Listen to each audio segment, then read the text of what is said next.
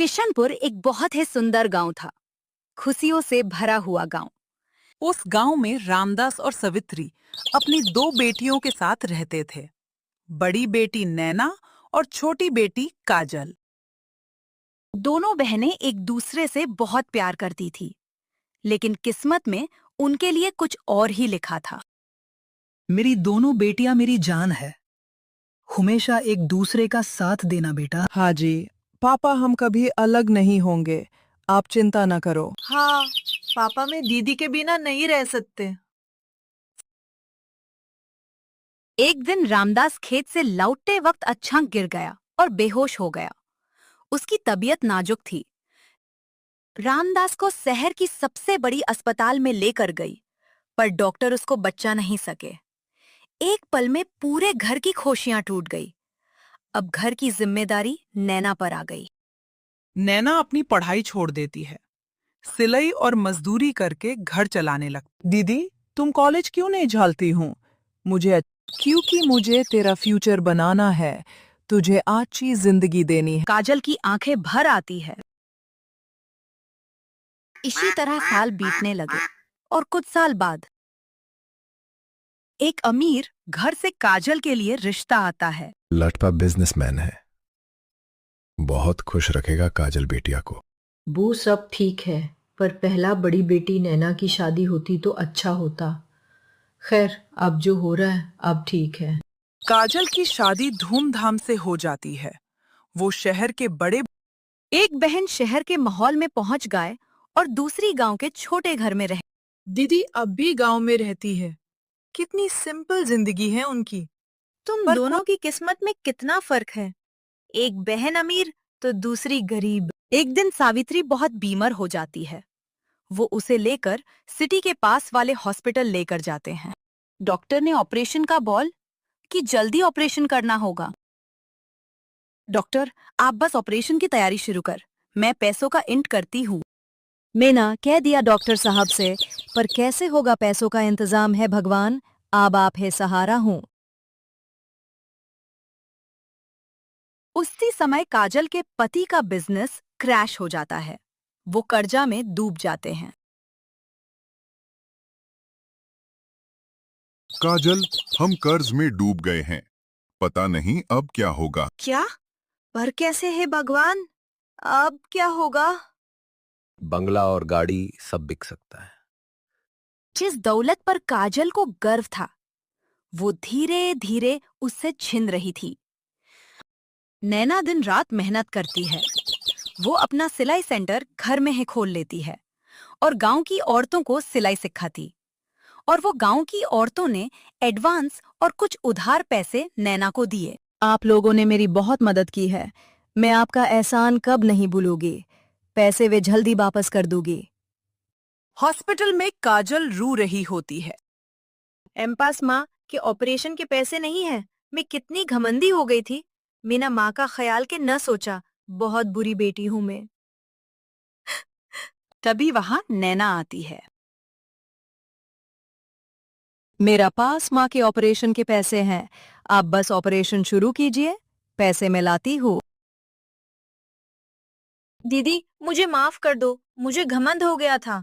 मैं आप लोगों का प्यार भूल गई थी। कोई बात नहीं काजल, आखिर बहन है तो मेरी।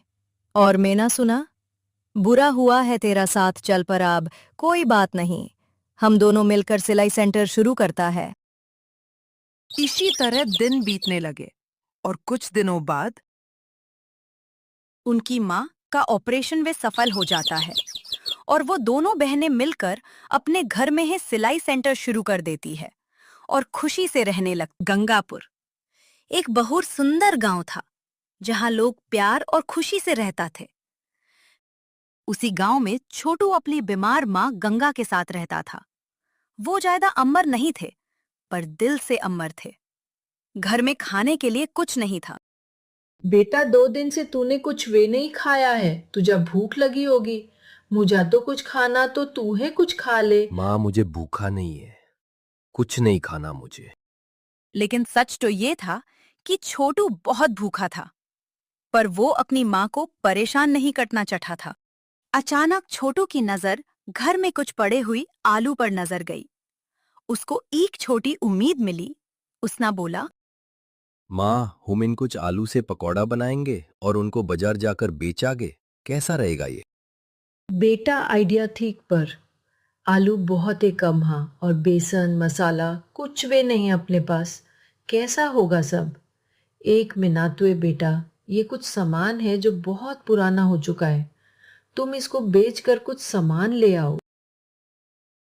वो सामान को बेचाने के लिए निकला। वो बहुत दुखी था, पर उसका पास कोई और रास्ता नहीं था। उसने दुकान पर वो सामान बेच दिया और पकौड़ा का कुछ सामान ले आया। सामान ज्यादा नहीं आया था कुछ, पर थोड़ा पकौड़ा बन सकता थे। लो माँ, मैं सामान ले आया हूँ। माँ, आप जल्दी इसका पकोड़ा बना दो, फिर इसको बेचना जाओगा। हाँ ला बेटा, अभी जल्दी पकोड़ा बना देती हूँ। तो हाथ मुंह धो ली और खाना खा ले कुछ। छोटू की माँ ने जल्दी पकोड़ा बाबा शुरू किया। भाई समोसा जैसे दिखना वाले पकौड़े ले लूं भाई। लेकिन किसी ने उससे कुछ वे नहीं खरीदा। तभी बहा गांव का सबसे अमीर आदमी सेठ धनराज आया।